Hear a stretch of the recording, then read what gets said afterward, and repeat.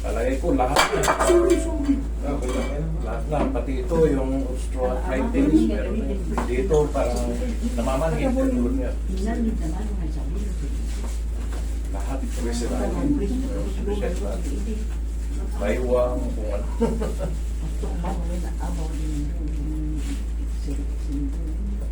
Baka naabot iman nga din naman gamit na ito.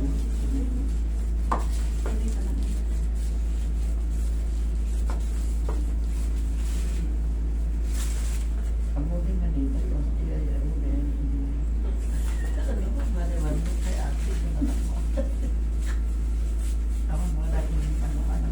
Bininat na. Ano daw ginawa mo? Bakit biglang medyo nakain? Ano sabi, ano bang salita ni nanay? Ilocano ba yan? Yeah. Iba no? Iba kasi Ilocano. nakakaintindi ako Ilocano kaso Sigurot. may ano eh. Kakarahay. Ang sabi ni nanay, ano raw ginawa ko? Bakit daw lumakas? Medyo Parang Hindi Parang ba yung kasi- narinig ito? Kasi walang-wala talaga ito eh. Pero nakarinig. Nakarinig na ko. parang may tinusok. Sabi ko bininat. Di ba? Meron talagang chance. Huwag lang talagang butas na. Yung butas na. Pero pag may maliit pa dyan, nagulat si mami, may naririnig na siya. Anong ginawa ko? Pinigtusan ko lang, piningot ko kayo. Ubarin nyo yung shoes. Naramdaman nyo mami, may tumutunog. Pagka may ganyan, na-adjust natin eh. Pero kita mo, at least, nagbago. Nagulat siya, lumakas eh. Lumakas tapos nagkarinig yung isa eh. Ewan eh. Sige sir, kabila. Dito.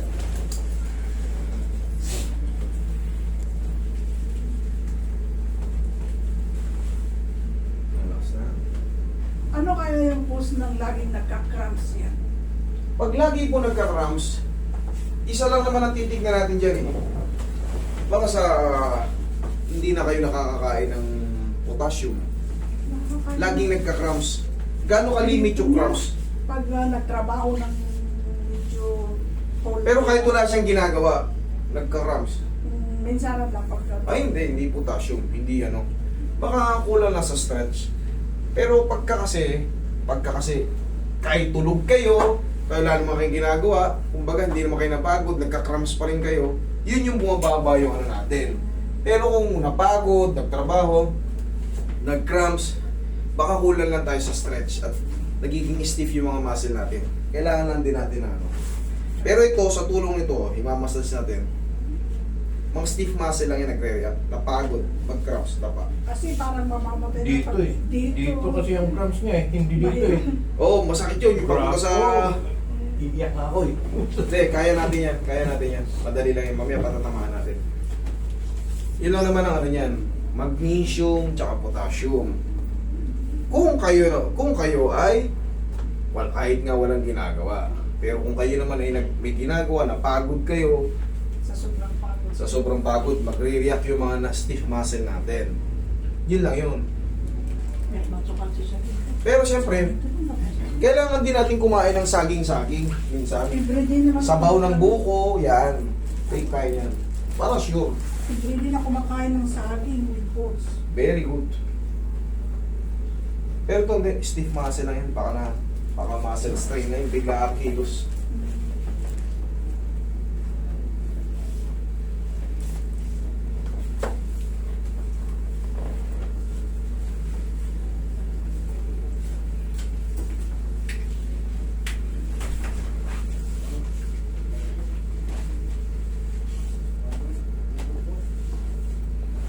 Para malakas talaga yung power. Maano sa pang Sarap sa pagkain. tapos na. Supplement na kayo, supplement.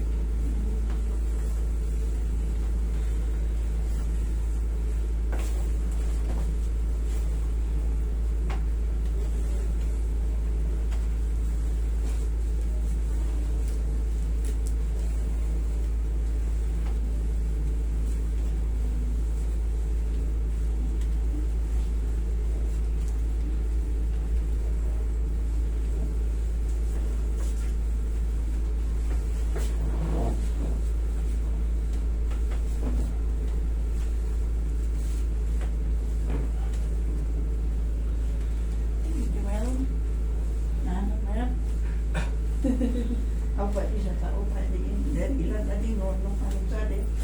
Masaya ko pa rin naman naging din sana di ano. Yan yung mga... Yes. Hindi. Dali ako lang ng sandwich na Ay, may gusto ba? Tubig na ito. Okay. Kang kanay. Kaya pala mapuputi kayo eh. Makang kanay mapuputi. Hindi naman lahat. Kapal-kapal. Mamula-mula na mapuputi. Hindi ka tulad ng pagkakami, Sud na Ilocano, talagang Oo, bakit sa villa ka ganyan. talagang Ilocano talaga ang balat. Pero pag dyan sa Benguet, Baguio, mamula-mula na maputi-puti eh. Okay. Hindi naman. Pay dulong naman Sa'yo. tayo.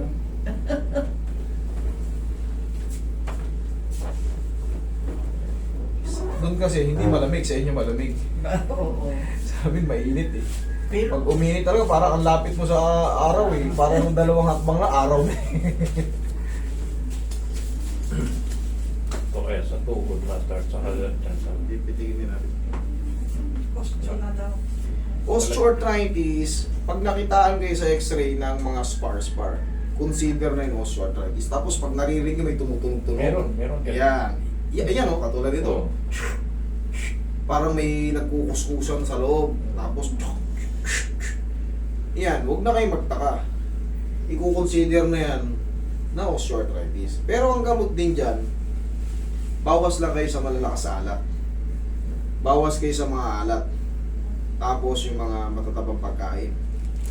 Ibaling pagkakakain kayo ng maraming gulay, mga prutas, sige, kaya na ngayon. Pero yung mga timpla, kung baka mahilig kayo sa adobo, nagpapatisting kayo, mas aggressive yan kasi yung mga purines. Yung kinakain natin, pero dagdagan mo ng unan si sir. Yung mga kinakain natin, yung mga residue nun, ang tawag doon, purines. Yun yung magkikreate ng mga spar. Yan o. Pero yan, kayang kalagin ng ano yan. Pero hindi na mawawala yung tunog. Mawawala yung sakit. Yun lang. Tanggalin natin yung sakit, pero yung tunog, hindi na yung mawawala. mahilig sa na ano. Pag mahilig kayo sa mga prito-prito, mamantika, Oo. maaalat, ay huwag na kayong magtaka kung bakit sumasakit yung ano nyo. Yung iba, sinasabi, munggo yung kinain ko eh. Ano ba yung ginalo mo sa munggo? Kalahating kilong baboy na may taba-taba. Yung munggo hindi rin nakakasama. Oo, tignan mo. Hindi nakakasama yung munggo. Sa mga arthritis, hindi. Ayun, kay Doc Willie Ong. Manood din kayo sa mga vlogger na doktor. Maraming tulong yung munggo. Pero yung hinalo nyo sa munggo, ano ba ang hinalo nyo sa munggo? Dilis or taba. Yan, dilis. Tsaka yung mga Baboy. baboy na prito. Oo nga, pero pag Tapos, iba, inahaluan pa ng yung bulalo. may arthritis ako, pagkakain ako ng mga yung mga buto-buto, Yan, sakit yan. ano, sakit. Magre-react yan after digestion. Pag nag-digest na kayo, kinabukasan, yan na oh. Hindi, yung beans ang sinasabi niya, hindi yung buto-buto na karne. Yung beans, Anong beans? yung mga kajus. Beans, mga ganun. Pero yung munggo kasi, pinaliwanag na yun ni Doc Willie Ong eh. Hindi yun nakakasama. Bagkus marami pang vitaminang makukuha dyan. Kasi protein, Protein na, marami pang makukuha dyan. natural. Buwasan nyo lang yung mga timpla pagka kayo ina-arthritis na. Kung dati, dalawang kutsarang asin kayo, tamang may lasa na lang kayo. Kung sabihin na natin na patimpla kayo ng medyo maalat, para ma-reduce yung ano, inom kayo ng tubig. Tubig din. Cucumber. Yan. Para mabawasan yung timpla mo. Yung alat na tinik niya. Tsaka yan, pag hindi nyo napapahilot yan, nagiging severe yan. Hindi, sa susunod din na kayo makakit sa hagdan. Kasi pumapakat na yan sila. Lalo pag ito hindi na nagagalaw, ito magagalaw pa, okay pa yan. Pag yung patela nyo hindi na nagagalaw, ang tikas ng galawin. Nararamdaman mo siya, di ba gumagalaw? Pag yan hindi mo na nagagalaw, tandaan mo, pag nakakita ka na hagdan, isusumpa mo. Ang hirap umakyat, ang hirap bumaba. Parang yung tuhod mo, buong buo, parang ayaw matupi. Ito nga noon, pero pinipilit ko pa rin ini-exercise. Very good. Kailangan talaga yan. Mamamassage, may exercise. Unat-unatin nyo yan. Kasi pag yan gumapok, pag ito gumapok, gagapok na rin yung mga tinatawag natin patellar tendon, patellar ligament. gagapok na rin yan hanggang sa parang ang tigas na ng tubo, parang ayaw na matupi. Hindi ako makupo ng yung parang ang naka-squat na hindi, no. O yung ifo-fold mo ng ganyan talaga? Oo, hindi. Hindi, kailangan talaga yan. May stretch. Stretchin nyo paunti-unti tapos saklusin nyo ng pau. Malaking bagay yung tong pau na to. Talagang, lalo yung sa mga nagsisimula pa lang, arthritis. Pag nakakaramdam na kayo ng tunog-tunog sa tuhod nyo, tapos wala pang masakit, kasunod yan may sasakit na dyan. Kasi napuputput dyan, kalalakad natin. Pero sa tulong ng mga haplas-haplas, mawawala yung masakit dyan.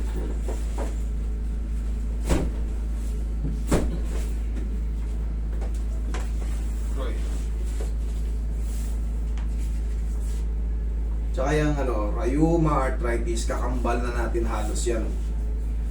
Kunti lang nakakatakas na tao habang umiidad, rheuma, naririnig nyo na yung word na yan. Pagka kayo ay nag-senior citizen yan, rheuma, arthritis, yan, kakambal natin halos yan. Kahit nga hindi yung wala pang 60. Kahit wala pa 60, siyempre. Basta yan, halos kakambal na natin, bibihira lang yung nakakatakas yan. Ang nakakatakas lang dyan yung mga gymnastic, yung mga nag-gymnast, yung mga stretchable yung katawan. Pero kung ikaw, normal na tao ka lang, trabaho, uwi, walang mga workout, walang mga trabaho lang. Lalo yung mga nag-opisina, magtataka kayo, ang sakit ang likod ko pagkagising ko. Bakit? Ano ba ginagawa niyo sa opisina? Ang inat nyo lang, gaganon lang kayo. Maghapon na kayo nakaganyan.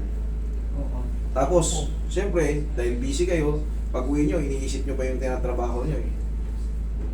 Wala talaga Pero yung iba, ang ginagawa, nag-i-enroll sa nag-i-enroll sa mga gym. Yan the best.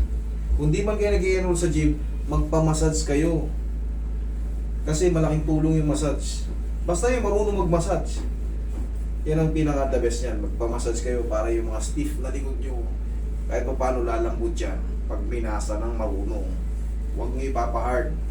Huwag nyo ipapaisang durog. Sigurado, back pain lalo ang abutin nyo. Dito ba yun madalas sa karams o dito sa kabila? Dalawa. Right, Puminsan, yung ito, mauna. Pagkatapos yan, ito na naman. Hindi lang to na hindi lang nai-stretch. Hindi lang nai-stretch. Trabaho. Sa trabaho. Sa trabaho, puwersa. Pero yan, mamasasin nyo lang yan. Mamasasin nyo lang yan. Ayaw pa naman yung kung anong position ng may hirap talaga. Tulog talaga yung lupa. Mahirap dito pag umabot sa natin, private natin. Dito nga, hanggang dito Oo, sakit niyan. Grabe. Dati, nagkakaganyan din ako nung panay ako puyat. Panay ako puyat sa Wala naman ako ginagawa. Alam mo, nagpupuyat lang. Iyak talaga. Puyat na, walang trabaho. Magkakatrabaho minsan, construction, tapos puyat-puyat. Nalaman ko, ngayon nandito na ako, nalaman ko na bumababa na pala yung potassium natin, magnesium. Siyempre, kulang din ka sa kain dahil palagi kang pagka sobrang puyat tapos ang haba ng tulog mo sa umaga, hindi mo na i-skip mo na yung almusal, tanghalian, minsan gising ka alas 2. May bugbog ka na nun. Tulog talaga ang lupa. Pero yan, minamasas na yan. Tapos, kunting relax, stretch. Okay, relax lang.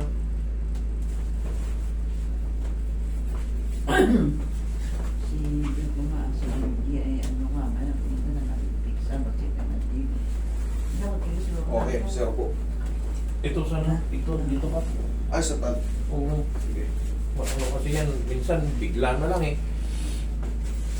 Nakailan piso na, na kasi yan. Pero inaano lang sa bote nun eh. Tapilok. Naano sa na.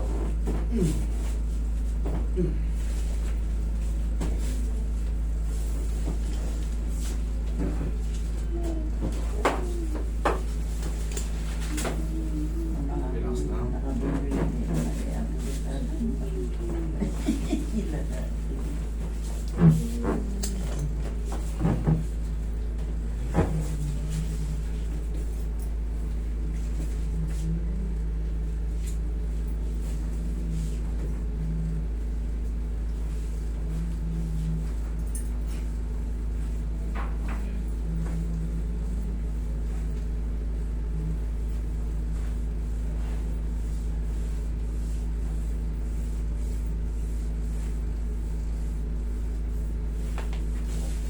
sir, upo ka sir. Laki mga tuloy.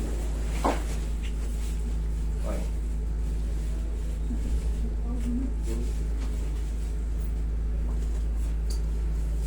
Straight na.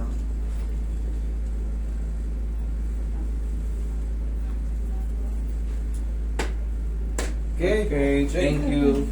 Thank you.